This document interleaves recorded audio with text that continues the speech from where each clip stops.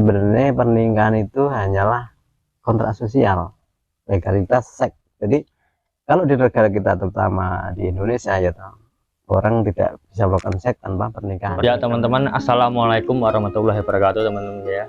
Ketemu lagi bersama Maindut dan Mas Ria Cahya, narasumber kita pada video-video sebelumnya. Langsung aja Mas, yang kita omongin kali ini kita tentang pernikahan Mas.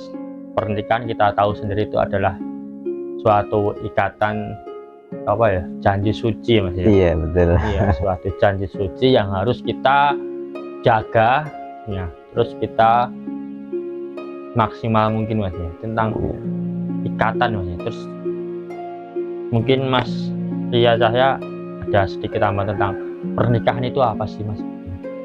Oke ya, sebelum kita ngomongin pernikahan kita flashback dulu lah, kembali ke zaman dulu. Kira-kira sebelum ada peradaban, sebelum peradaban itu maju, apakah orang itu sudah ada yang namanya pernikahan di budaya kita? Kan belum ada. Iya kan. Nah, jadi sebenarnya lebih ke cinta ya. Jadi gini, sebenarnya dulu di awal-awal peradaban orang hanya melakukan seks untuk kebutuhan biologis, terutama untuk keturunan, untuk mempertahankan manusia itu sendiri dari kepunahan. Kemudian peradaban berkembang, kecerdasan berkembang, kemudian orang menciptakan yang namanya pernikahan. Jadi sebenarnya kalau kita melihat dari dasarnya itu, dari kembalinya ke masa lalu itu, dari pertamanya sebenarnya pernikahan itu hanyalah kontrak sosial, legalitas seks. Jadi kalau di negara kita terutama di Indonesia ya orang tidak bisa melakukan seks tanpa pernikahan. Nah, itu ada undang-undang, ada macam adat juga, ada juga dari segi hukum aturan agama gitu. Jadi sebenarnya pernikahan itu hanyalah kompromi sosial. Jangan dapat apa, saya dapat apa. Sebenarnya hanya itu. Jadi sebenarnya pernikahan itu hanya legalitas atas seks itu sendiri. Perkara kita akhirnya memaknai bahwa pernikahan itu suci dan sebagainya, itu persoalan lain. Nah, itu perkembangan peradaban ke depan ataupun di akhir-akhir ini. Mungkin kita bicara lebih jauh itu cuma perkara seks. Iya, sebenarnya itu. Untuk zaman sekarang kan melegalkan, betul, hanya melegalkan seks. Jadi di negara-negara tertentu gitu loh, itu bahkan orang melakukan seks itu tidak perlu pernikahan. Kita hanya hidup bersama, satu rumah katakanlah, satu tempat. Kemudian setelah kita saling menjajaki cocok, kita perlu mendaftarkan diri ke istilahnya Departemen Kependudukan Eropa ya Mas. Eropa seperti itu sebenarnya. Tapi di kita kan enggak, di kita harus ada pernikahan dulu gitu loh, baru nanti didaftarkan ke KK dan sebagainya, itu baru didaftarkan gitu. Nah, di sini perbedaannya kadang orang itu mengatasnamakan bahwa cinta itu juga menikahkan gitu. Padahal itu salah besar. Karena apa? Cinta dan pernikahan itu dua hal berbeda. Pernikahan itu hanya soal itu tadi, kontrak sosial, sementara cinta soal yang lain gitu. Makanya saya katakan bahwa cinta itu tidak bersyarat gitu loh, tidak bersyarat apapun. Ketika kita mengharapkan seseorang yang kita cinta untuk menikah, itu kan tidak bersyarat. Nah, itu maka dikatakan bahwa itu belum tentu itu pernikahan itu dari cinta itu. Dan apakah cinta itu harus menikah? Oh tidak. Dan apakah orang yang sudah terlanjur menikah itu kemudian tidak boleh jatuh cinta pada orang lain? Juga tidak. Kita boleh jatuh cinta pada orang lain, jatuh cinta pada di luar pernikahan itu sendiri, itu boleh. Hanya saja kita harus tahu ketika kita membangun sebuah komitmen keluarga, kan ada rambu-rambu, ada aturan-aturan yang kita sepakati gitu. Ketika Anda selingkuh dengan orang lain, mungkin itu akan mencederai yang namanya hati, pernikahan itu sendiri gitu.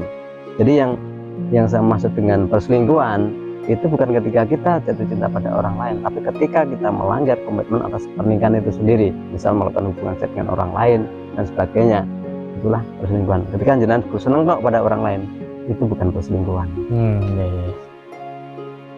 Mungkin pernikahan itu ya bisa komitmen dan iya, intinya bahwa pernikahan itu kontrak sosial, komitmen yang dibangun bersama antara dua orang wanita dan pria gitu. Iya. Di banyak negara, mungkin di negara lain Eropa itu sana ada lagi pernikahan sesama jenis dan sebagainya, mungkin sudah ada. Kalau di kita mungkin belum sampai ke situ gitu.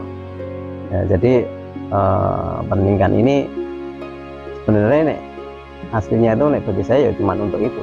Pertama untuk legalitas seks, yang kedua untuk administrasi kependudukan saja gitu. Jadi orang tapi kan di negara kita benar kan ya oke lah seks apa ada seks di luar pernikahan seks bebas gini tapi kan harus kebanyakan kan harus nikah dulu kan.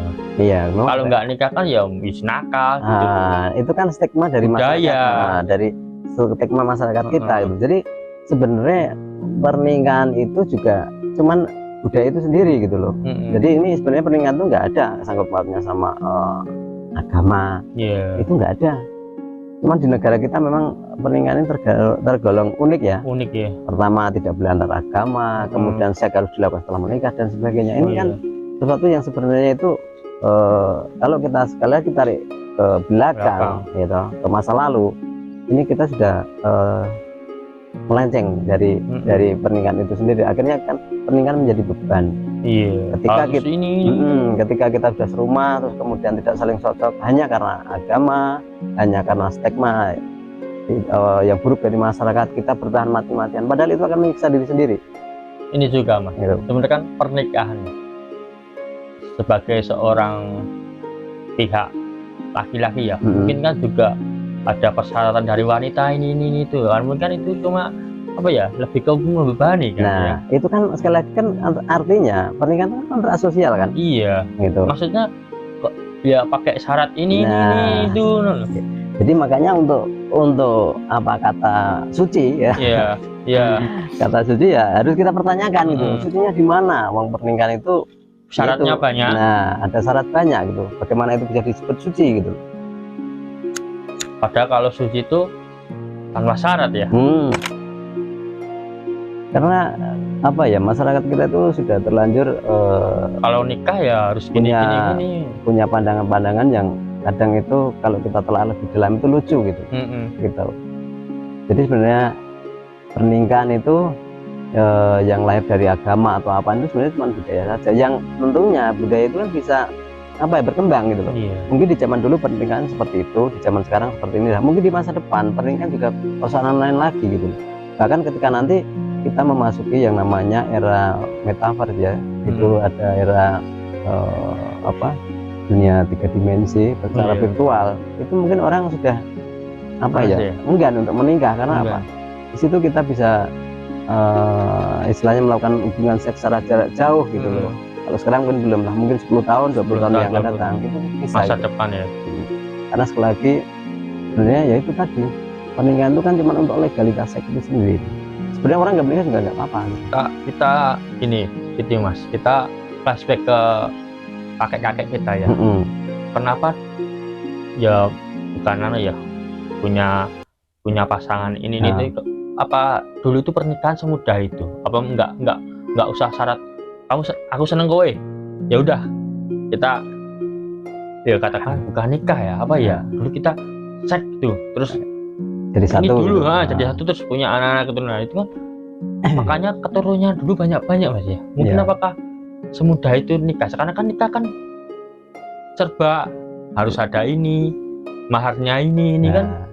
Kalau mampu, kalau nggak mampu kan bikin repot sendiri. Itu kan budaya ya sebenarnya. Budaya jadi gini, mungkin di kakek-kakek kita kan budayanya kan enak ya, simpel-simpel gitu. Orang kadang menikah juga cuma dijodohkan. Iya, dijodohkan gitu udah bisa kan ya. Gitu.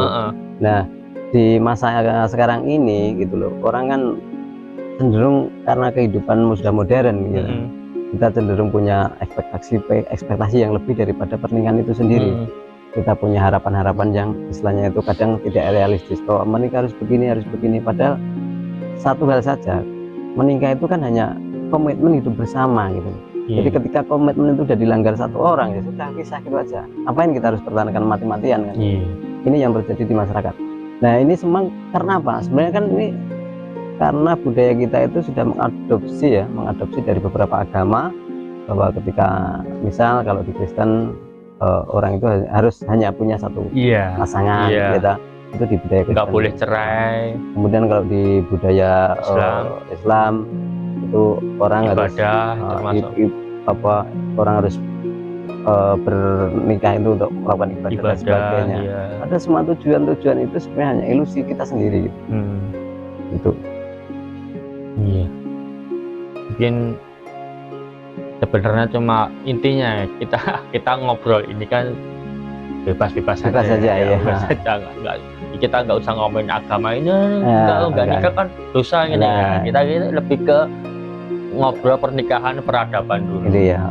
Kan peradaban dulu kan juga sebenarnya status menikah itu kan juga gimana ya? Ya penting nggak penting ya. Betul. Betul. Ya mungkin ada penutup Mas Ria Cahya mungkin tentang pernikahan ini. Seharusnya buat teman-teman yang masih pusing tentang pernikahan itu kan, wah ditakoki piye lebaran ini piye kapan gitu kan, masih pusing. Jadi gini Mas, ketika Anda ingin menikah dengan seseorang itu pertama ya kita harus kita harus tahu orang itu semacam apa. Kita bisa nggak menjalani hidup dengan dia gitu. Pertama ya kita harus samakan vibrasi dulu lah, pemikiran kita. Dua karakter disatukan tuh nggak mudah. Ya itu sebenarnya bukan nggak perlu disatukan sebenarnya, hanya untuk di kolaborasi, melengkapi, saling melengkapi. Jadi ketika Anda menikah dengan pemikiran yang berbeda jauh, ini akan riskan untuk terjadi benturan. Gitu. Jadi ketika Anda menikah ya pahami pasangan Anda seperti apa. Bahkan kehidupannya sesungguhnya itu setelah menikah. Setelah menikah, betul. Jadi mungkin masih pacaran. Mimpi-mimpi indah yang kita bangun itu sebenarnya kan cuma ilusi. Ketika orang itu menikah saat pertama kali mereka itu menjalani hidup yang sebenarnya dalam pernikahan itu gitu. Mungkin gini Mas, zaman pacaran kan mungkin wah nanti gini-gini, wah angan-angannya banyak. Justru setelah menikah itu tantangan sesungguhnya. Iya betul. Bagaimana kita untuk saling mengerti, saling memahami itu. Ya itu tadi kuncinya ada di persepsi gitu. Jadi kita harus ada sinkronisasi pikiran lah.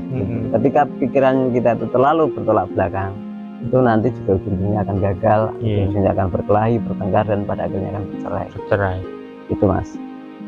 Iya teman-teman, itulah tadi penjelasan mengenai pernikahan teman-teman ya.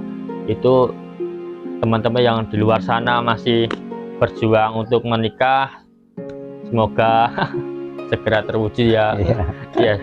Intinya menikah itu ya emang buat status sosial aja. Kalau masalah peradaban di daerah tradisi ya, kita lebih ke tradisi ya. Ke daerah-daerah kalian semua kan juga berbeda-beda. Ada yang harus, makanya ada gini, harus bayar segini, harus nebus segini, status derajat itu kan perlu dibayar segini. Nah itu kan ya itu gimana ya, tradisi ya, itu nggak bisa dilawan juga ya, kasihan juga sebenarnya. Padahal nenek-nenek moyang dulu kan nikah gampang banget, aku suka kamu ya udah, jodohkan gitu ya udah. Makanya seiring berkembangnya zaman kan mungkin dunia ini berbeda. Oke ya, jadi intinya berhenti untuk berekspektasi bahwa pernikahan itu indah. Karena justru di dalam pernikahan itu teman-teman ini justru di dalam pernikahan itu kita akan banyak sekali belajar tentang penderitaan, tentang bagaimana bersikap kepada pasangan dan sebagainya. Karena itu tadi, ketika kita menikah, disitulah problem itu akan muncul, dan dari problem-problem itu kita situ akan belajar bagaimana menjalani hidup, bagaimana menjalani pernikahan, hingga pada akhirnya kita akan mengerti apa toh sesungguhnya yang harus kita jalani dalam pernikahan ini. Ya teman-teman, jangan mikir nikah itu enak ya. Justru setelah nikah itu tantangan sesungguhnya dimulai. Iya betul. Iya teman-teman. Kayak istilahnya kayak orang sekolah ya. Sekolah betul. Seneng, wah nanti begitu bingung cari kerja itu kan teman, sama aja itu. Ya itulah tadi teman-teman mengenai penjelasan mengenai pernikahan. Semoga semua diberi kelancaran. Amin. Terima kasih buat Mas Ria Cahya sudah menjelaskan mengenai pernikahan. sedikit banyak bisa membantu teman-teman di luar ya teman. Oke, terima kasih. Sebenarnya simpel, tapi seiring berjalannya waktu kan dibikin ribet itu. Rumit. Rumit ya, rumit ya teman. Iya. Itu tadi. Assalamualaikum warahmatullahi wabarakatuh. Assalamualaikum.